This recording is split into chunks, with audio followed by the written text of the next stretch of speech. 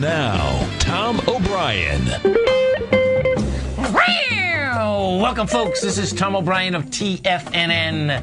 We go 5 days a week. We go 9 hours a day. We go 24 hours a day on the internet at TFNN.com. Always remember, folks, whatever you think about, you bring about. Whatever you focus on grows. It's a TGIF, folks. Let's make it a great one. Let's take a look at one of our 4 agreements. Create the perfect relationship between you and your body. Treat your body with all love, honor, gratitude, and respect. When you make it your goal to adore your body and accept yourself completely, you are learning to have the perfect relationship with anyone else you are with. Market-wise, let's take a look at it out here. We had the Dow up 53, NASDAQ up 28, S&P's up 8, gold contract up a buck at $17.73, silver $34.67, platinum up $22, trading out at $1,706 an ounce. Copper up 10 pennies at $3.83 a pound. Light sweet crude up 65 cents, trading out at $98.96 a barrel. Bonds down 2 points at 144.31. King dollar down 39 ticks at 78.84. Euro up 13 ticks at 131.22, and the yen's trading out at 78.37. Our phone number is 877-927-6648. Give us a call, folks. Want to know what's going on in your world? In the world of the S&Ps, let's take a look at them. What do you have? Yesterday, we go from a price point of $13.45. We hit $13.74 today. We are at $14.74. We're at $14.63 right now. Okay, so we bring this baby back. You're going to bring it back a good 5 years. So what are we doing here? Well, first off, we had the Fed come out, of course. The Fed has a couple bazookas big time, no two ways about that.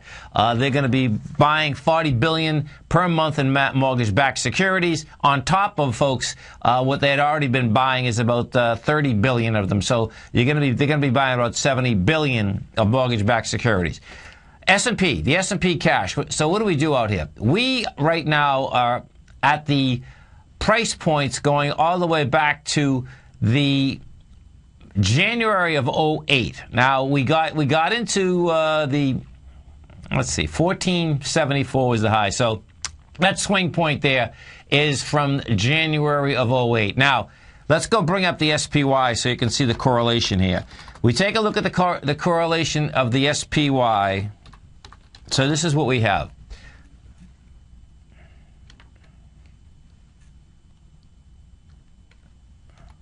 There she is. Okay. So SPY, we bring this. Oh man, I need a new keyboard. We got to get a keyboard. Okay, so we bring up the SPY. We take this baby back. We're going to bring this back. We'll put it on a weekly, put it on 5 years. So this is what you have happening. SPY right now is at the 147.24 level. That the swing point up there is. The bottom of the swing is 147.10. The top of that swing is actually 152. So bottom line is that, we'll see whether 152 wants to go after it, but that is the next swing point higher. Now, it's 1 billion shares up there, and even with the volume that came in yesterday, it's still doing 650 million shares. We go to the Dow Industrials. We take a look at the Dow. Dow Industrials out here, she's trading out at 13,593. That level there, when we take a look at it, the swing point that this baby was going after is the 13,780. Now, we've hit 13,653.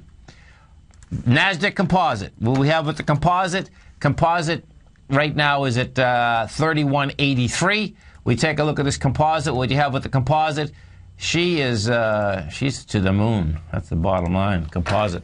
Okay, so the Composite, 3183 is into, this is pretty impressive actually, it's into the December of 2000 levels. That's where we're at here. Now, no juice. There's no two ways about that. The NASDAQ level, bring up the 3 Qs so you can see, take a look at how the 3 Qs are trading up at these levels.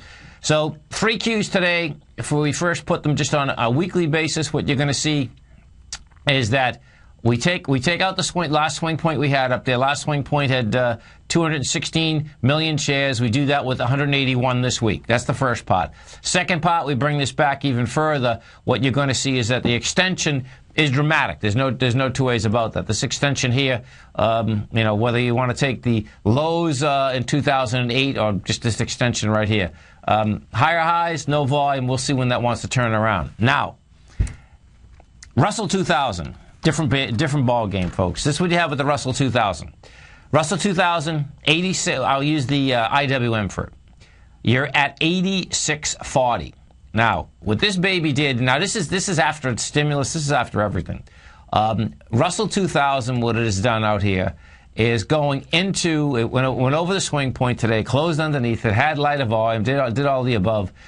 We went after the high that was generated out there in May of 2011. That was 86.81. We got to 86.96. We did it this week with 203 million shares versus 338. So we'll see if it decides that it wants to go after that again. But the small caps in particular just couldn't handle. Now, dollar. Okay, so check this out. Dollar index gets absolutely smoked, no doubt, from the highs. But guess what? The dollar index rejected the last low that was out here. We had the continuous contract, folks, is 78.66. Well, we down to 78.60 today. Rejected that level. Back inside it. That's saying, hey, the dollar's going to basically go for at least, well, yeah, you have two different things happening here. You rejected the low from going all the way back to April.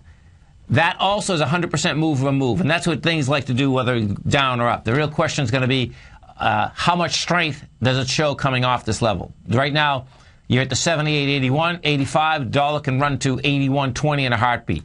We go over to the euro. We take a look at the euro. What you have with the euro is this. Euro is at 131.20, and what did the euro do today? The euro got up to the 131.69, and that was coming under. Okay, when the euro had gone down, the euro went down from the price point of 133 straight down to 120. Well, what the euro did today is it got into the first downdraft. That's what it did. We'll see whether the euro wants to test that higher level again. Bonds. Let's go over to the bond market. We take a look at bonds. What we have with bonds is this. Bonds come down hard today.